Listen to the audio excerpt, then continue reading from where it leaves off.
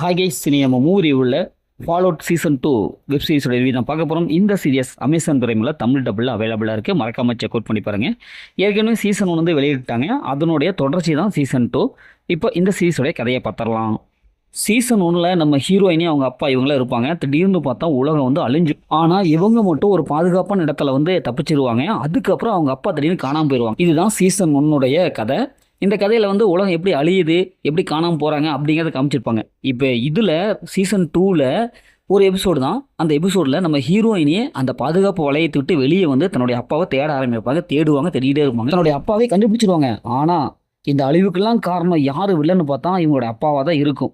இப்போ இந்த மாதிரி சுச்சுவேஷனில் நம்ம ஹீரோயினி என்ன பண்ண போகிறாங்க அப்படிங்கிறது தான் இனி வரும் எபிசோடில் அவங்க சொல்லுவாங்க போல். ஏன்னா இப்போதைக்கு ஒரு எபிசோடில் இதுதான் சொல்லியிருக்காங்க. இனி வரும் காலங்களில் கண்டிப்பாக அதை சொல்லுவாங்க.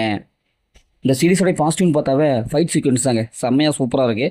ஃபர்ஸ்ட் ஹாஃபில் இருந்த மாதிரியே செகண்ட் ஹாஃப்லையும் சரியான ஒரு ஃபைட் சீக்வன்ஸ் கொடுத்துருக்காங்க. ஹீரோனுடைய கேரக்டர் நல்லா சிறப்பாக எழுதி எடுத்திருக்காங்க. அவங்கள ஃபாலோ பண்ண இந்த சீசனை பார்த்து முடிச்சிடலாம்.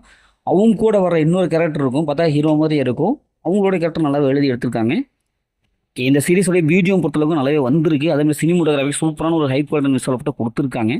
ஸ்க்ரீன் பிளே பொறுத்தளவுக்கு எந்த விதத்துலையும் போர் அடிக்காமல் பார்த்துருக்காங்க. அந்தளவுக்கு அந்த மேக்கிங்லாம் செம்மையாக பண்ணியிருக்காங்க.